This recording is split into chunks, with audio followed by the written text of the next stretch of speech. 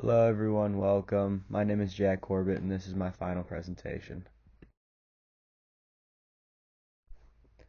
Just to get started, I'd like to read the problem statement to help guide us. Many studies find that the United States spends more per capita on healthcare yet has poorer outcomes than most industrialized countries. Some argue that to make significant improvements in equity, universal healthcare is necessary. To understand how this situation could be remedied, you will compare and contrast healthcare systems in other countries to the system in the United States and apply what you learn in a formal proposal. I decided to pick Japan as my comparison country. Getting started, let's look at some of the demographics in Japan. They do hold a population of about 124.4 million people, with the average life expectancy being about 84.5 years. When looking at this population compared to the US, they're definitely less diverse. They're predominantly Japanese, but they do still have small populations of Chinese and Koreans within them. Continuing to look at demographics here, population by gender, we do see that about 94.6 males compared to every 100 females, meaning that the country does have more females than males. They see a mortality rate of about 11.5 deaths per 1,000 people, and they do experience relatively low morbidity rates. Japan is unique in that they are facing a pretty significant demographic challenge characterized by a rapidly aging population and a declining birth rate. That's what this chart on the left will show you here. Going beyond demographics here, let's take a look at the health information for Japan's population. They do see lower rates of chronic diseases as compared to the United States. The leading causes of death there are ischemic heart disease, stroke, and lower respiratory infections. The most treated diseases are cancer, heart disease, and CVD. The primary methods of delivery are hospitals, clinics, and primary care providers.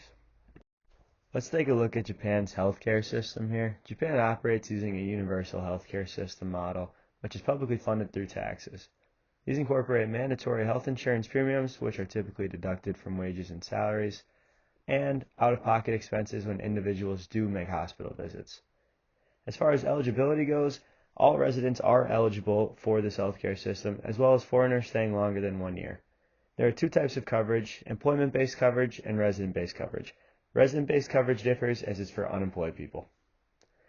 Lastly, if you look at this graphic here, it does say that about 70% of individuals do carry supplementary private coverage.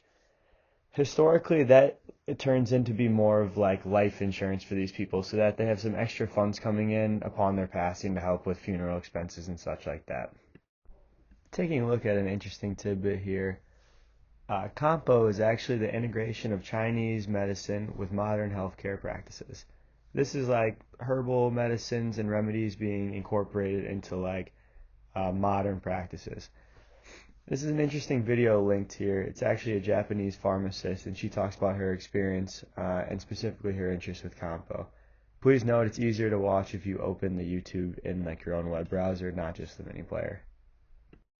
Before we get into any suggestions for improvements for the U.S., I would just like to take this slide to point out some notable points of comparison between Japan and the U.S.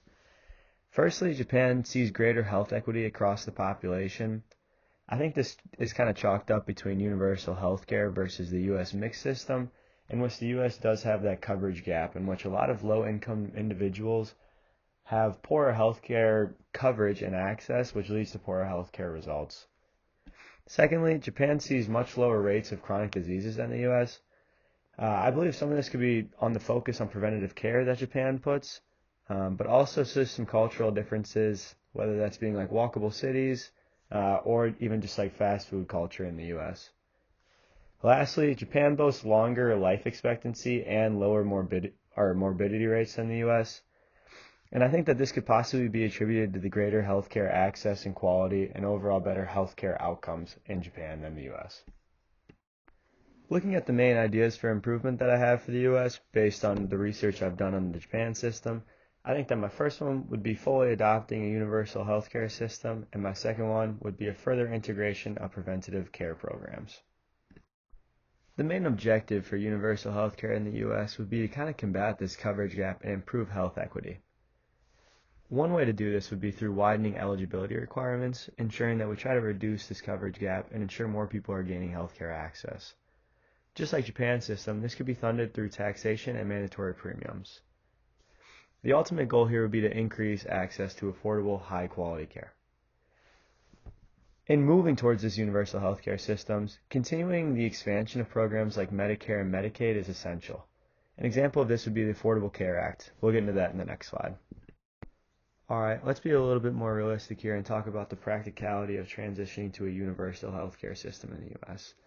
The current healthcare landscape in the U.S. makes the transition to a fully universal healthcare system difficult. Therefore, it is important to gradually expand programs such as Medicare and Medicaid to progress towards this goal. I linked a very interesting video here from former President Barack Obama. He discusses the importance of health equity and the motives behind the Affordable Care Act, and he talks about some of the benefits of this universal healthcare system. On the other hand, he also does lay out a lot of the difficulties of this transition, but he does give the entire plan of transition to universal healthcare system. It is a bit of a longer one, but it's actually a pretty good watch. Let's take a look here at some of the universal healthcare routes in the U.S. As far as public opinion goes, a majority of Americans do support the idea of universal health care, but the support weakens when getting into the details, such as how the system is going to be funded, if that's an increase in taxpayer money, or even how much control the government is going to have in it. Looking at the political divide here, Democrats traditionally favor universal health care system, while Republicans generally oppose it. And looking at some recent trends, we do see that younger people and minority groups are often in support of universal health care systems.